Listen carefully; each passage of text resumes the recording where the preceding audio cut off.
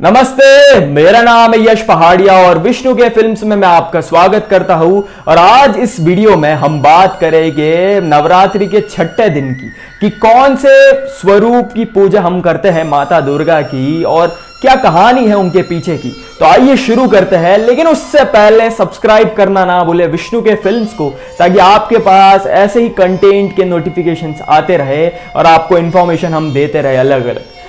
तो छठे दिन नवरात्रि के हम पूजा करते हैं कात्यायनी माता की।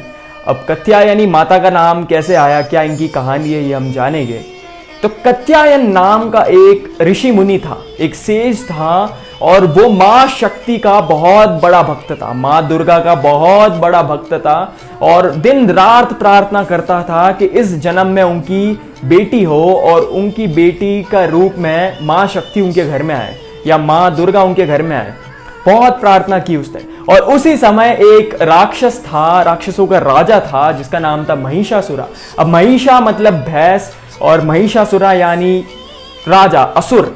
तो वो आधा भैंस था आधा इंसान था, इसलिए उसका नाम महिषासुरा था। और जैसे जैसे वो बड़ा हो रहा था उसकी ताकत दिन ब दिन बढ़े जा रही थी, बहुत दहशत फैला दी थी उसने चारों तरफ और उसने तीनों लोकों पे कब्जा जमा लिया था, सारे भगवानों को उसने हरा दिया था। अब भगवानों के नाक में दम हो गया तो उन्होंने माँ शक्ति को बोला कि माँ शक्ति आप ही है जो हमें बचा सकती है, क्योंकि उसको वरदान मिला है कि कोई भी मर्द या कोई भी पुरुष उसको नहीं मार सकता, तो आप ही है जो उसका वध करके हम सबको बचा सकती है। तो माँ शक्ति ने फिर तय किया कि महिषासुर को अब सबक सिखाने का मौका आ गया है, वक्त आ चुका है। तो माँ शक्ति ने जन्म लिया कात्यायन के घर में, इसलिए उनका नाम कात्यायनी होता है इस कहानी में।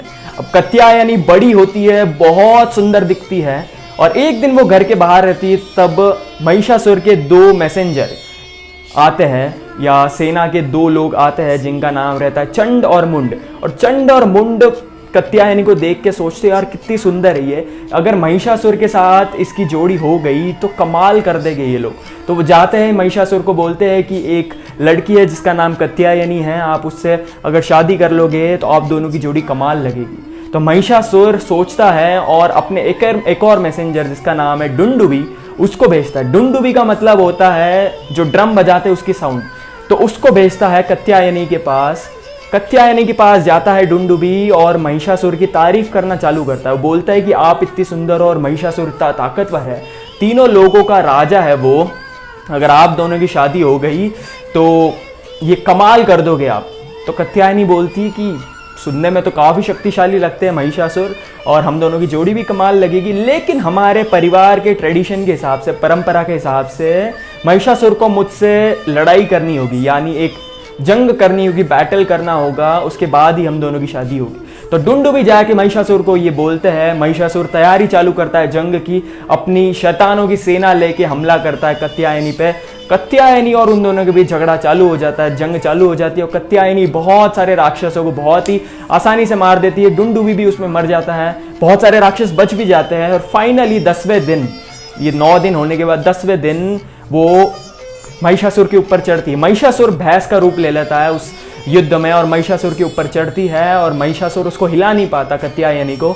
और फाइनली कात्यायनी अपना त्रिशूल निकाल के महिषासुर के गले में डाल के उसको मार देती है, उसका वध कर देती है और भगवानों का कल्याण करती है। तो ये कहानी है कात्यायनी की और उनका नाम इसलिए ऐसा आया और उन्होंने माँ शक्ति का रूप लेके महिषासुर का वध किया।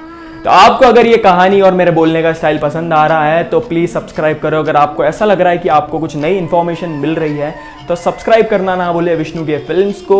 थैंक यू मुझे सुनने के लिए।